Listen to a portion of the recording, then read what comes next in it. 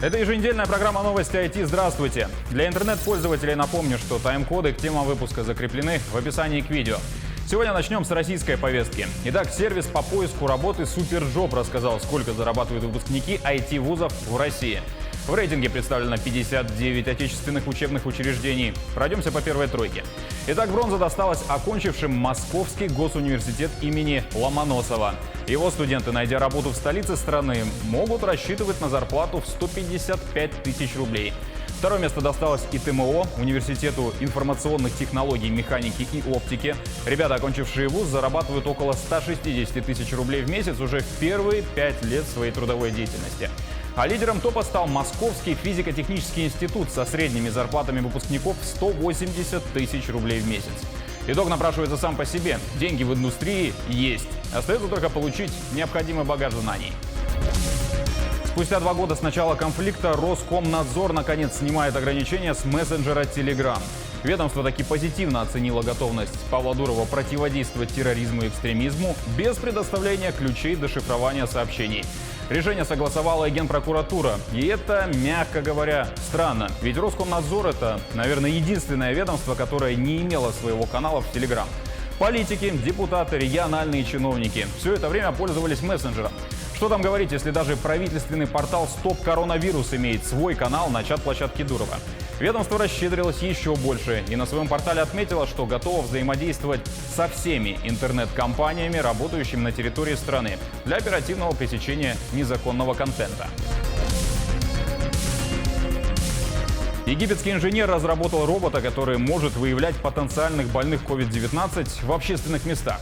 Система, на первый взгляд, незамысловатая, но довольно эффективная. В робота заложили алгоритмы распознавания лица и измерения температуры тела. Также он дает советы по здоровью и берет анализы на коронавирус без присутствия врача. Инженер из Египта Махмуд Эль-Коми долго думал, как можно помочь медикам в период пандемии коронавируса. Спустя несколько недель он разработал вот такого робота, который может самостоятельно брать у пациентов анализ на COVID-19, не подвергая докторов опасности. И это далеко не все, что умеет данный аппарат. В первую очередь, это многоцелевой робот, созданный специально для пандемии коронавируса. Во-первых, он может выявлять потенциально больных людей в общественных местах, торговых центрах, банках или аэропортах. Он может распознавать лица людей и замерять температуру тела. Если у человека она повышена, срабатывает сигнал тревоги. Это уже второй прототип, который создал Махмуд. Он может самостоятельно брать мазок из горла. Сейчас инженер работает над третьим прототипом, который будет более точным. Им сможет дистанционно управлять врач, который будет брать мазок из носа. Помимо этого, робот может давать рекомендации по защите от вируса и советовать надеть маски тем, у кого их нет.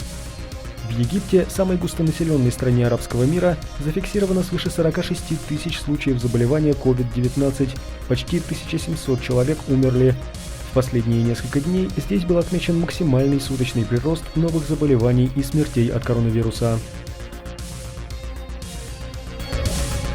Даже на фоне пандемии акции купертиновской компании Apple ползут вверх. Более того, они на днях обновили свой рекорд. Аналитики отмечают, что всему виной стали предстоящий выход новых моделей iPhone с поддержкой сетей 5-го поколения, хорошие показатели продаж приложений в магазине App Store, растущая популярность сервисов Apple TV Plus и Arcade. С конца марта стоимость акций выросла на 46%, а 5 мая рыночная капитализация Apple достигла почти $1,5 триллиона. Аналитики Evercore и вовсе считают, что яблочникам первым в истории удастся достигнуть отметки капитализации в $2 триллиона. По примерным прогнозам, это произойдет в течение следующих 4 лет. Однако в то, что грядущие новинки произведут революцию на рынке гаджетов, эксперты все же верят слабо. Новый проект Drone S4 Safety занялся разработкой системы беспилотников, которая будет обследовать мосты и железные дороги на предмет дефектов и трещин. Предыдущий метод анализа вертолетами был непомерно дорог, и несколько ученых со всей Европы принялись удешевлять, автоматизировать и делать процесс более эффективным. Группа европейских ученых начала работу над проектом, цель которого — создать систему беспилотников для обследования мостов и железных дорог и сообщения о возможных опасных дефектах и неисправностях. Такую задачу поставили представители Еврокомиссии в 2018 году, после того, как при обрушении автострады в Генуе погибли 43 человека. В Европе находится около миллиона мостов и свыше 200 тысяч километров железных дорог. Любой изъян, оставшийся незамеченным, может привести к катастрофе. В настоящее время объекты инфраструктуры обследуют с вертолетов, что очень дорого и не слишком надежно. Эти проблемы, как полагают ученые, и должны решить дроны. Наши главные задачи – увеличить время полета беспилотников и научить их работать в команде. Представьте, у вас есть несколько дронов, и вам нужно заставить лететь их в одном направлении, а когда они достигнут объекта, им надо выстроиться таким образом, чтобы получить полноценную картину. Одна из главных проблем – это подзарядка дронов в процессе работы, и специалисты, похоже, придумали, как ее решить. Мы провели предварительный анализ и выяснили, что примерно 70% всех мостов в Европе расположены на расстоянии менее 3 километров от линий высоковольтных передач. Так что в будущем дроны, исследующие объект, в случае разрядки аккумулятора смогут найти ближайший кабель, подзарядиться и вернуться к работе. В случае с железными дорогами принцип работы такой же, только вместо высоковольтных линий беспилотники будут подзаряжаться прямо от питающих поезда кабелей. Проект, рассчитанный на 3 года, также включает в себя разработку алгоритма искусственного интеллекта, который будет координировать работу дронов, и облачного сервиса, куда будут отправляться сообщения о найденных дефектах.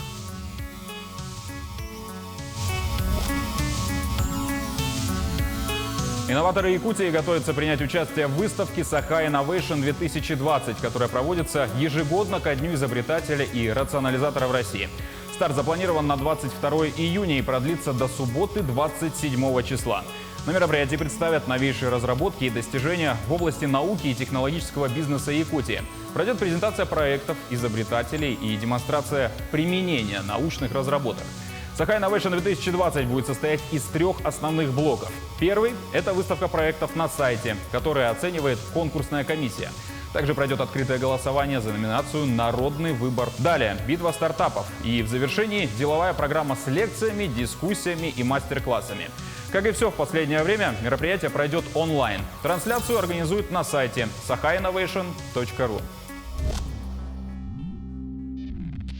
Впервые в истории компьютерную игру внесут в школьную программу. Премьер-министр Польши рекомендовал в грядущий учебный год проходить школьникам, достигшим 18 лет, их отечественный военный симулятор выживания «The War of Mine». Игра рассказывает об ужасах, которые пережило мирное население во время осады Сараева в 90-е годы. Как известно, наша страна принимала участие в конфликте, и можно, конечно, удариться в рассуждение, что игра не более чем польская пропаганда, которая в очередной раз пытается выставить в том числе и наших солдат в неприглядном свете. Но центром игрового процесса все же является именно гнетущая атмосфера военного времени.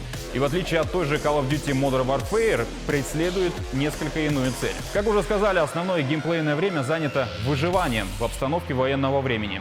В разрушенном городе необходимо обустроить и защитить жилище, искать пропитание, дрова. К вам все время будут приходить люди, дети, с просьбой о помощи не только приютить, но и, к примеру, помочь забить окна досками, так как в другом убежище мужчин не осталось. И вам все время приходится делать выбор – открыть дверь или оставить бедолаг на улице, так как вероятность того, что это засада и вас просто хотят выманить для дальнейшей расправы, примерно 50 на 50.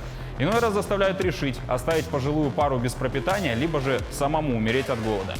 В общем, через игровой процесс прочувствовать атмосферу, к которой в реальной жизни ни при каких обстоятельствах не захочется возвращаться. И невольно задаешься вопросом в плане прививания школьникам антивоенного настроения. Это ли не лучший способ? Кстати говоря, студия-разработчик неоднократно устраивала благотворительный сбор средств для детей войны. Между тем, студия Cloud Imperium Games изобрела не игру, а бесконечный источник денег. Еще не вышедшая Star Citizen собрала уже более 300 миллионов долларов, став самым дорогим проектом в истории игровой индустрии, обогнав на этом поприще GTA 5. И это не считая инвестиций за последние пару лет, которые не учитываются в официальных сборах. В общем и целом, сумма перевалила уже за 360 миллионов вечно зеленых. Однако, если вы подумали, что за такие суммы нас ожидает просто бесконечно богатый на события и наполненный игровой мир, в котором можно будет зависнуть минимум на полгода, то спешим расстроить. Далеко не факт. Из трейлеров видно, что в отличие от той же GTA 5, львиную долю ролей исполняют известные актеры мирового кино. И как принято, гонорары у них не маленькие. А для отличной игры важны не столько деньги, сколько творческий ум, заинтересованность и сплоченность команды разработчиков, а также время, которое можно затратить на реализацию имеющихся идей. Как пример, бюджет того же «Ведьмака 3. Дикая охота», во многих рейтингах ставшего игрой десятилетия, составил всего $32 миллиона. Получит ли такой же статус Star Citizen или станет обычным игровым кинцом, узнаем в 4-м квартале этого года, если, само собой, не произойдет очередных переносов. Ну а на этом все. Повтор программы, как всегда, найдете на YouTube-канале Якутия24, а также в Instagram-аккаунте як24.ru. До встречи через неделю и всего доброго!